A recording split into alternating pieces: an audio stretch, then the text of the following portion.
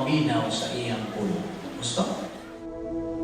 Di na tingali mga higayon sa imong kinabuhi, nagyatagan kag paagi nga ikaw makasugod na sa pagsangyaw sa mga balita sa kaluwasan apan imo lang kadtong gipalabay. There is discipline for failure to witness at the opportune moment. Divine viewpoint, mental attitude, mao kini ang pinugnan sa imong gahong espiritual. Unsa man ang plano sa Dios? Dinhi imo makatunan sa pulo sa Dios. Kini kay imong sa imprintado nga mga pulo sa Dios. O kini huna-una sa Dios.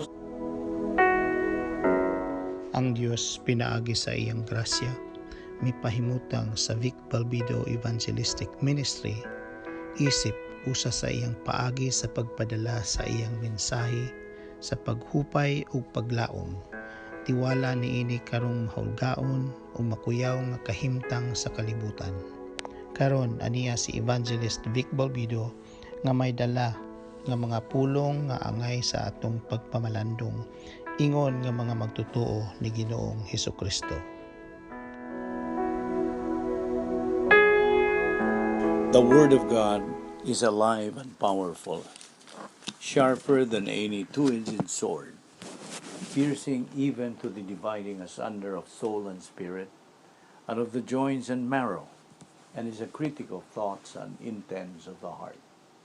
All Scripture is God-breathed, and is profitable for doctrine, for reproof, for correction, for instruction in righteousness, that the man of God may be mature, thoroughly equipped unto all good works. Study to show thyself approved unto God, a workman that needeth not to be ashamed, rightly dividing the word of truth. In preparation for our study of the Word of God, the next few moments are devoted to silent prayer. Our objective to prepare ourselves for the study of the Word of God, which is the most important thing we do in this life. Now I know there are many things that you find to be important, stimulating, entertaining, exciting, even thrilling. But there is nothing more important than what you are going to do in the next hour or so, or 30 minutes, and to sit still, to concentrate, to assimilate the information requires all of the objectivity, all of the self-discipline, all of the concentration, so that God, the Holy Spirit, can provide by controlling your life. And therefore, it is imperative that you have the privacy of your priesthood in order to confess, if necessary. Confess your sins in order to be filled with the Spirit as we fulfill this important function. Name all your sins, confess your sins, mental attitude sins, sins of the tongue, or overt sins, because they become barriers to the study of the Word of God. Therefore, let us pray.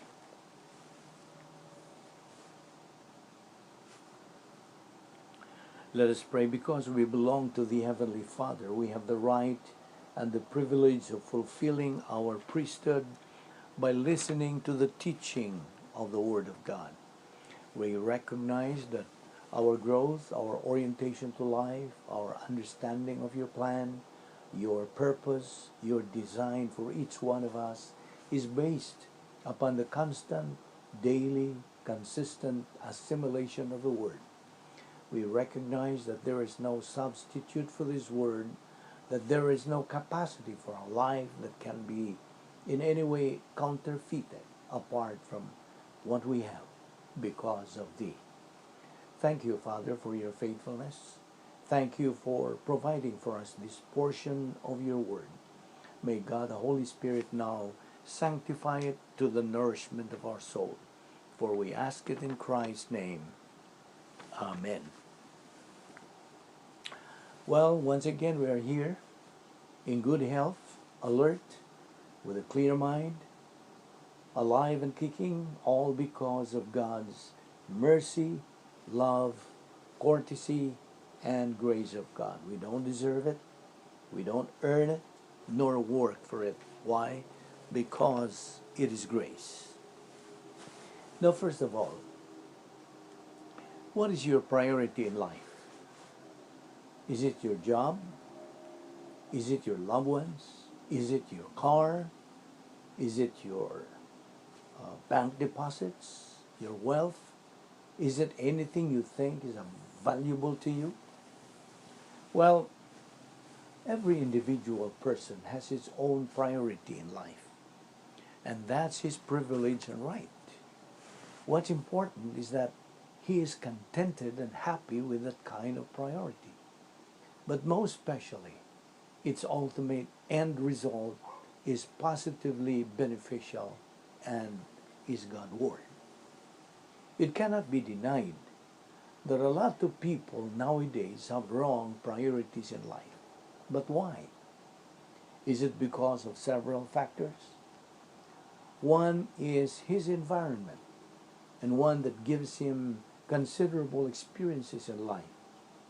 For me, it is his influence surrounding him that greatly affects his life. One very striking thing on this particular matter is the fact that people, instead of making God their priority, they change God to gold as their priority. Yes, it's true that gold, which stands for money, as our source for living, is legitimate. There's nothing bad, nothing wrong with money, and in fact, money is grace, which God gives us in order to be able to survive. But what we should look into and take into consideration is this: money is not the root of evil. It is the love of money that is the root of all evil. The emphasis in the modern world, it cannot be denied, is money, money, and money. That's the priority of a large number of people in this world today. And that priority is wrong. Why wrong? It is wrong because instead of making God as our priority, it is already gold, gold, gold, which means money, money, money. We should not forget the principle in the Word of God. The Bible says that man is a product of his own decision. And because man decides to make gold or money as his priority in life, then, as the adage says, money is not the root of all evil, it is the love of money. Therefore, evil comes when our priority is wrong. And whatever happens to us, or what we are, is a product of our decision. God is not to blame, but ourselves. Then, after you have believed and accepted Christ as Lord and Savior, God tells us to study His Word, the Bible, where we can find His promises that never fails, and in fact, He has 7,000 promises for every believer in Christ to hold on. That is supposed to be our priority. And did you remember God's Word? Seek ye first the kingdom of God and His righteousness, and all these things shall be added unto you. So, after you have received Christ as your Lord and Savior, we have to follow God's mandate in 2 Peter 3:18, but grow in grace and in the knowledge of our Lord and Savior, Jesus Christ. So, we have to feed our soul. By studying God's Word, it is tantamount to feeding our soul. And we feed it not only on a weekly basis, but on a daily basis, just as we eat material food for our body on a daily basis. So by studying God's Word every day, we are feeding our soul every day so that it grows spiritually until it reaches maturity. And by reaching maturity, we can have capacity for life, for love, for happiness, and for blessing. That way, we glorify God. That way, we become real and good Christians and become a model to be emulated.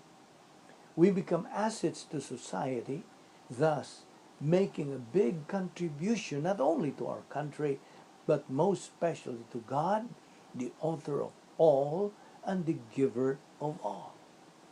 It is therefore essential to study the Bible, which is the greatest and best book ever written because it contains God's inerrant word. The only book where we can learn what should be our right priority in life in order to reach capacity for life.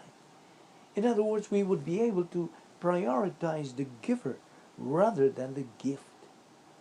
Let us therefore make God and His Word our priority, and we are sure to become winners in life rather than making money our priority, which assures you of becoming a loser in life. Finally, God in His Word, as found in His Word, in Matthew 6:33, again I quote, "But seek ye first the kingdom of God and His righteousness, and all these things shall be added unto you." Well, as one man was wearing his t-shirt with the following printed words, a very popular definition of the Bible, B as in basic, I instruction, B before, L leaving, E earth. So basic instruction before leaving earth. Yes, it is the basic instruction before leaving this earth. So let us start studying this basic instruction, the inerrant Word of God, the key to a successful, meaningful, purposeful, and abundant Christian life. So what do you think on this, my friend? Another note, for us, we love America. Do you? We love America because this is now our home, right? And besides, God has put us here in America for a purpose, correct? This country, America, undoubtedly the greatest nation in the world, is God's geographical will for us. Can you not imagine the suffering and hardships faced by our countrymen back home? And how they wish they could find a way to come to the United States? And can you not imagine how blessed we are to be enjoying the tremendous economic prosperity and prestige that America currently enjoys in a country which is a client nation to God?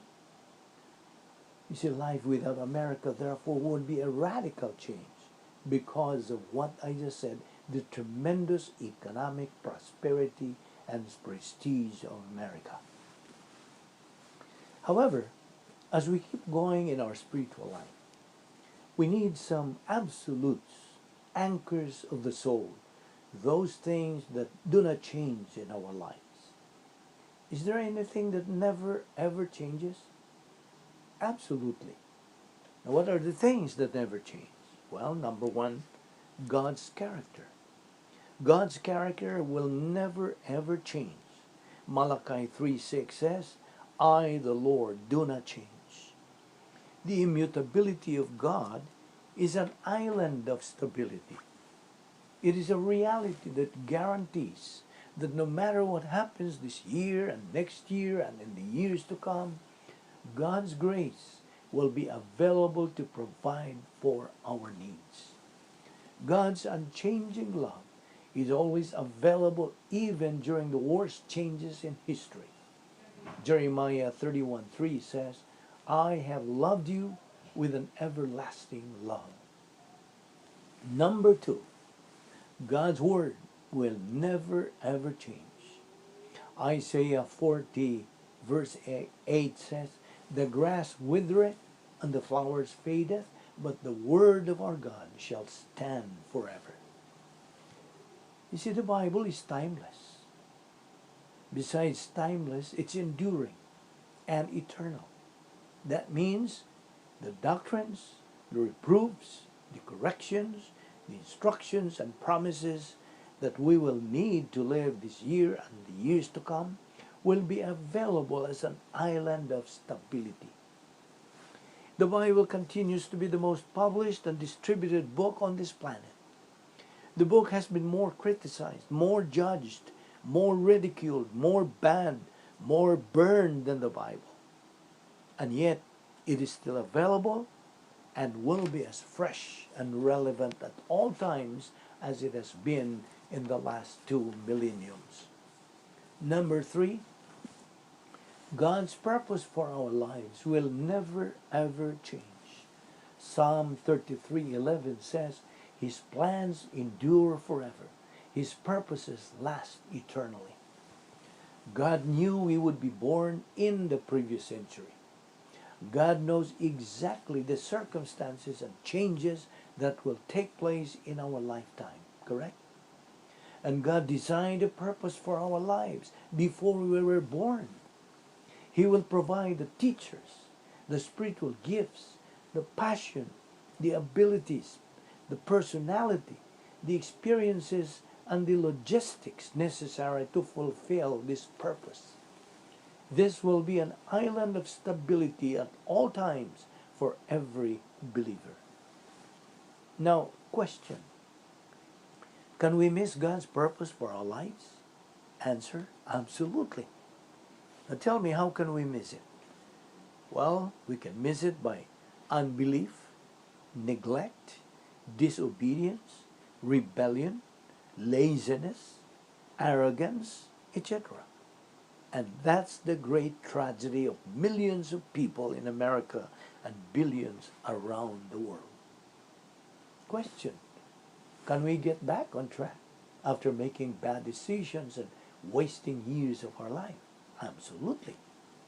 And that's the greatest challenge of our ministry. Isaiah 1:18, Jeremiah 15:19, Romans 8:28. But the most basic thing every believer should always be aware of and be prepared to use toward unbelievers is the doctrine of salvation.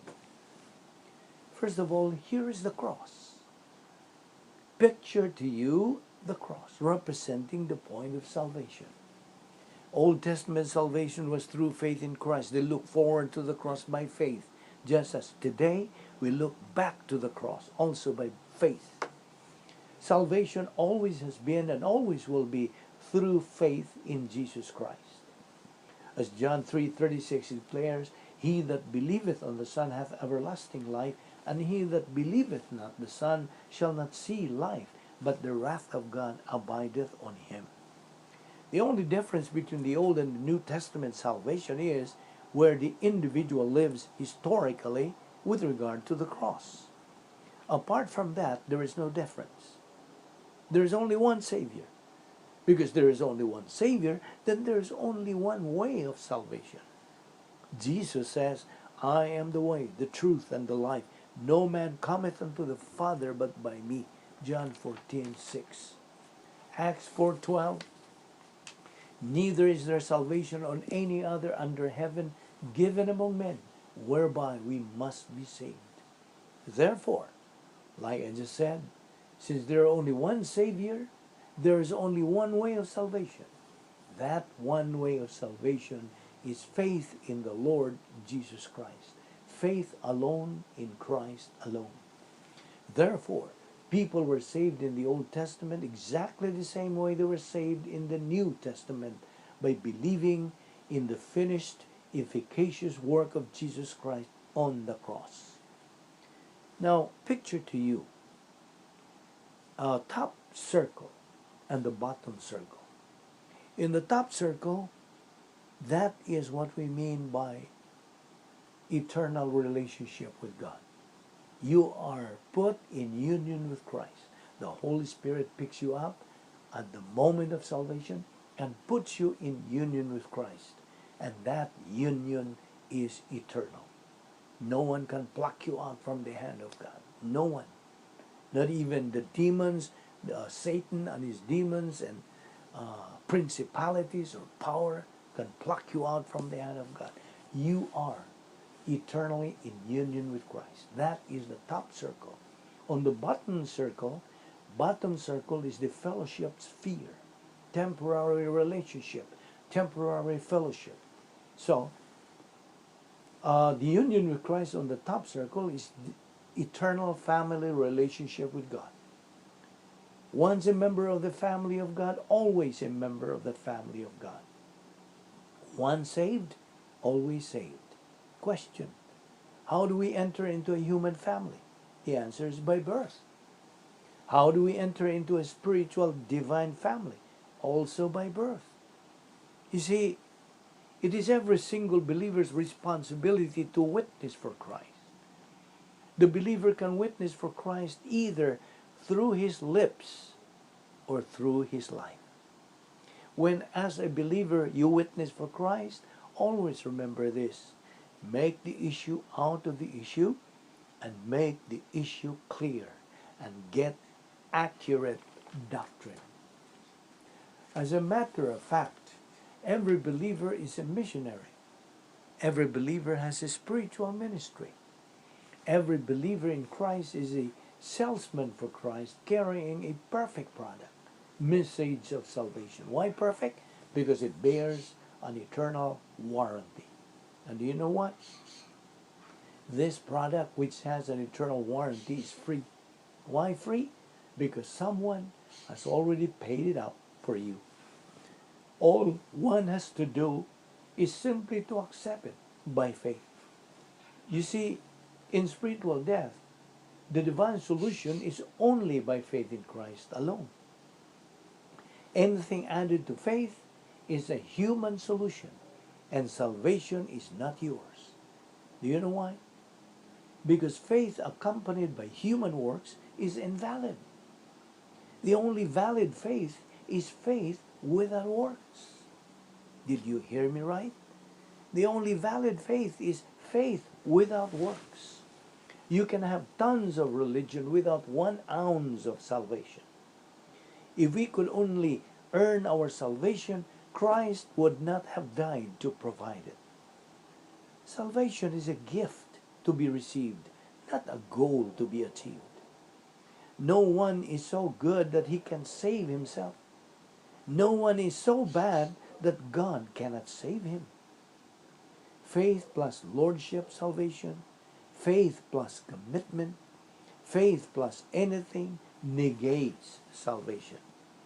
We are saved by grace through faith, not of works, lest anyone should boast. Ephesians 2:8. So believe on the Lord Jesus Christ and thou shalt be saved. Acts 16:31. At the moment of salvation, God takes over and provides the believer 39 irrevocable things plus 1. That plus 1 is the filling of the Spirit. That is spirituality. Man has his own breaking point in life. And all people are going to check out from this world in due time. Because God's timing is what? Perfect. Respect man's volition, whether he accepts or rejects salvation. That's his option. But he is answerable, accountable, and responsible for every decision he makes. So don't ever try to control other people's free will, because you can't. If you do, you're just wasting your time. The function of human volition is a divine design. This divine design is to appropriate what God commands and to reject what God prohibits. Rejection of Christ as Lord and Savior is a maladjustment to the justice of God. Because actually there are 3 adjustments that man has to make with God. First is salvation adjustment to the justice of God. Number 2, rebound or confession adjustment to the justice of God. And number 3, maturity adjustment to the justice of God. Now, there are 10 conditions of or requirements of salvation. Number 1, possession of human life, Genesis 1:26-27. Number 2, spiritual death of entire race, Romans 5:12. Number 3, God consciousness, Romans 1:18-20, Psalm 19:1-6. Number 4, universal grace, Romans 1:18-20. Number 5, positive volition towards God consciousness, John 7:17, Jeremiah 29:13. Number 6, provision of salvation, the finished work of the Lord Jesus Christ, Romans 1:18, 2 Corinthians 5:14, Hebrews 2:9, 2 Peter 2:1. Number 7, knowledge of the gospel, Romans 10:14, 2 Corinthians 4, 3 and 4, 2 Corinthians 5, 14 to 21. Number 8, common grace, John 16, 8 to 11. 6, sins against the Holy Spirit. 4, committed by believers. 2, committed by unbelievers. Committed by unbelievers, number 1, blasphemy of the Holy Spirit. Number 2, resisting the Holy Spirit in 2 Thessalonians 2:10. Number 9, positive volition towards the gospel, Acts 2:38, Matthew 9, 9 to 13. And number 10, faith in Christ, Acts 20:21, Galatians 3:26, Acts 16:31. Now get this. God is not willing that anyone should perish, but that all should come to repentance. 2 Peter 3:9. And in 1 Timothy 2:4, God wants all men to be saved and to come to a knowledge of the truth. Now here are the doctrine of heathenism. Number 1, the character of God. It is impossible for God to be unfair. He cannot violate the design of His plan. He cannot violate the nature, the integrity of His character. Number 2, the unlimited redemption. Salvation is provided for all members of the human race. Romans 5, 6 to 8, 1 Timothy 2, 6, Hebrews 2, 9. Number 3, the declared will of God. 1 Timothy 2, 4, 2 Peter 3, 9, John 6, 40. Number 4, geographical location. God will provide gospel information. John 7, 17, Jeremiah 29, 13. And number 5, heathens are heathens, not because they don't know God exists, but because they are fully cognizant of the existence of God. Now, as believers, here are some tips for you to follow in order to continue in your study of the Word of God, if you want to reach or attain spiritual maturity. Now, you must discipline yourself to study and apply God's Word daily under the ministry of your very own pastor, if you ever hope to grow up and glorify God in your lifetime. There is no shortcut. Now, how do you do it? You might ask. Well, let's go over the requirements step by step. Step 1, get a Bible. You have to have a Bible. Just as a football player has to have a playbook. Now,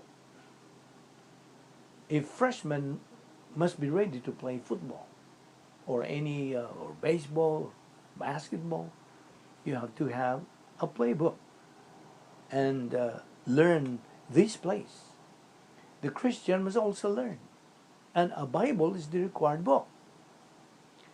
The Bible is not a novel, and you are not going to impress God if you read it in 1 year and don't understand what it says.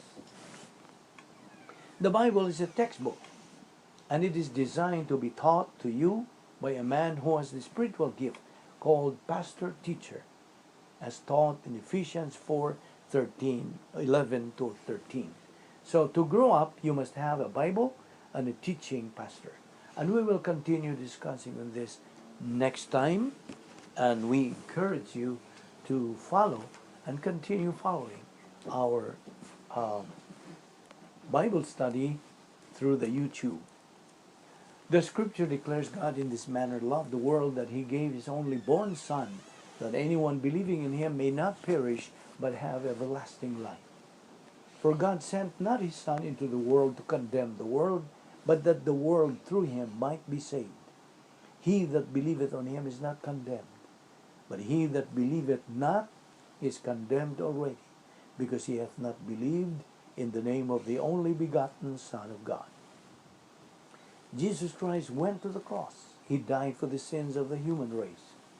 He removed the barrier between man and God so that man can step across into eternal life by trusting in Christ as Savior. And therefore, as you sit here while listening to this Bible study with your eyes closed, to assure you of privacy, you have the option right now of making the greatest decision in life, the decision that brings you everlasting life, deliverance from the wrath of God to come, the lake of fire. Becoming a member of the royal family of God, having righteousness imputed to you permanently. And that is the decision to trust in Christ as your Savior. To believe that He died on the cross for the sins of the world. That's the only thing that you have to do to get eternal life. That's the only thing that you can do to get eternal life. You cannot do anything else. In response to the question, "Sirs, what must I do to be saved?" The answer came back, "Believe on the Lord Jesus Christ, and thou shalt be saved." The way to eternal life is faith in Christ. Therefore, believe on the Lord Jesus Christ, and thou shalt be saved. Let us pray. Father, we are indeed grateful for the privilege of studying your word so briefly. We ask that you will open our hearts to these things, increase our perception, our comprehension of them. For we ask it in Christ's name. Amen.